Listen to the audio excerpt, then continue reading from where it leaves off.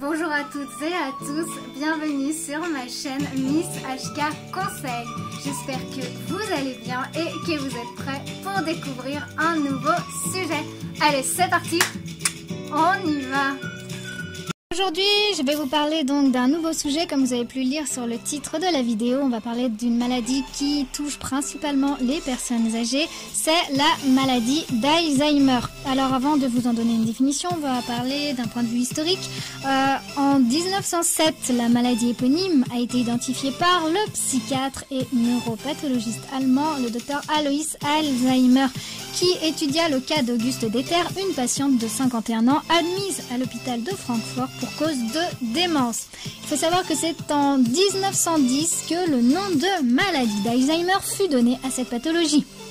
Maintenant, voici une définition de la maladie d'Alzheimer. En fait, c'est une pathologie neurodégénérative qui atteint le tissu cérébral et qui entraîne une perte progressive et irréversible de certaines fonctions mentales, en particulier celle de la mémoire. Alors, les causes de la maladie ne sont pas connues, mais sa connaissance s'est fortement améliorée ces dernières années. Deux types de lésions au cerveau, témoins d'une dégénérescence et d'une inflammation cérébrale, ont ainsi été mis en évidence. Plusieurs facteurs de risque rentrent en compte comme le vieillissement ou l'héritage génétique.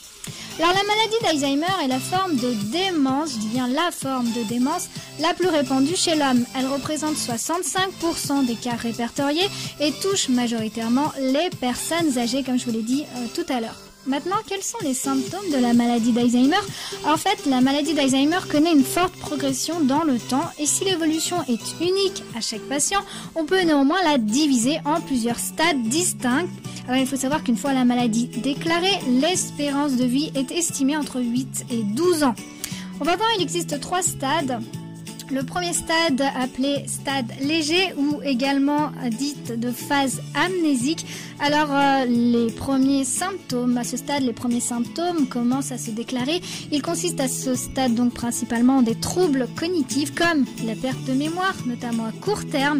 Cela concerne le plus souvent l'oubli d'informations récemment apprises ou même d'une date importante.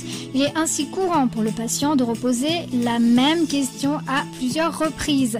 Cette phase dite phase amnésique dure environ en moyenne entre 2 à 4 ans, de 2 à 4 ans. Maintenant, la deuxième phase, le deuxième stade, dit stade modéré, ou alors appelé phase d'état démentiel, où là, c'est la mémoire qui continue à se détériorer et le malade perd peu à peu son autonomie. Il connaît alors des difficultés à faire des choix, il connaît également des problèmes de coordination, ainsi que des difficultés à effectuer des tâches quotidiennes ou même de brusques changements d'humeur. C'est à ce stade que les soins deviennent fréquents. Alors, il faut savoir que ce stade, dit stade ou phase d'état démentiel, dure en moyenne de 3 à 6 ans. Enfin, le dernier stade, dit stade avancé ou même la phase terminale végétative. En fait, le patient donc devient entièrement dépendant. C'est à ce stade que la maladie d'Alzheimer devient mortelle. La cause de la mort est due non pas à la maladie, mais la plupart du temps, elle est due à un facteur externe comme une pneumonie par exemple. Maintenant, je vais vous parler du diagnostic, c'est-à-dire quels sont les tests pour diagnostiquer la maladie d'Alzheimer.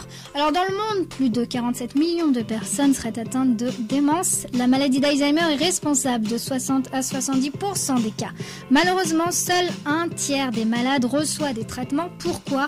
Parce que la maladie reste encore à ce jour très difficile à diagnostiquer. Il existe cependant des tests neuropsychologiques qui sont à l'heure actuelle le meilleur outil pour révéler des déficits dans les facultés cognitives des patients. Alors il s'agit de tests des fonctions mentales, mais également d'écriture, d'orientation ou de vision. Le médecin peut également décider de procéder à des examens biologiques à partir de prises de sang ou d'urine. Cela permet d'éliminer la possibilité que les symptômes détectés soient dus à une autre pathologie telle que l'anémie, le diabète ou même l'AVC. La maladie d'Alzheimer étant souvent diagnostiquée trop tardivement, de nombreuses recherches sont en cours afin de trouver des tests permettant de dépister la maladie à un stade précoce quand les dégénérescences ne sont pas encore trop prononcées. En réalité, il existe un test et un seul test qui permet de diagnostiquer, qui permet d'étayer le diagnostic de manière définitive. On n'en parle pas beaucoup car il n'est pas pratiquement jamais pratiqué, pratiquement jamais fait. Je vous le donne seulement pour votre information personnelle, c'est ce qu'on appelle la biopsie histopathologique. Vous allez savoir tout de suite pourquoi on ne le réalise pas. Parce que c'est une autopsie du cerveau post-mortem et on ne le pratique pas parce que déjà de 1, c'est contre l'éthique médicale et de 2, même si on le pratiquait, on ne dépisterait pas totalement, on pourrait louper même certaines lésions. Si vous voulez en savoir un peu plus sur le sujet, n'hésitez pas à me laisser des commentaires. Maintenant, quels sont les traitements contre la maladie d'Alzheimer? Là, il faut savoir que la maladie d'Alzheimer est aujourd'hui, à ce jour, incurable et le déclin cognitif qu'elle provoque ne peut être inversé. Voilà pourquoi il n'existe pas de traitement, pas de médicament qui permet de guérir de cette maladie. Cela dit, il existe toutefois des médicaments qui sont capables de ralentir la maladie, de ralentir son évolution et voire même d'atténuer les symptômes.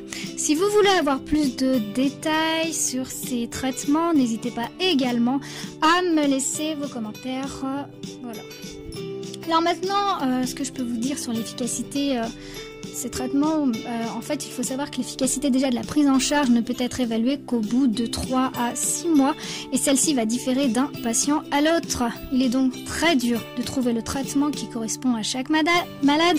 Les médecins estiment également, alors qu'en plus des médicaments, il existe, les médecins préconisent de l'exercice physique ainsi que la stimulation cognitive, voire même un régime équilibré. Tout ceci permettrait en fait de retarder l'évolution de la maladie. Cette vidéo est à présent terminée. J'espère que le sujet vous aura plu. N'hésitez pas à me laisser vos commentaires. N'hésitez pas également à liker et à partager. Je vous remercie pour avoir regardé ma vidéo. Je remercie également particulièrement mes abonnés.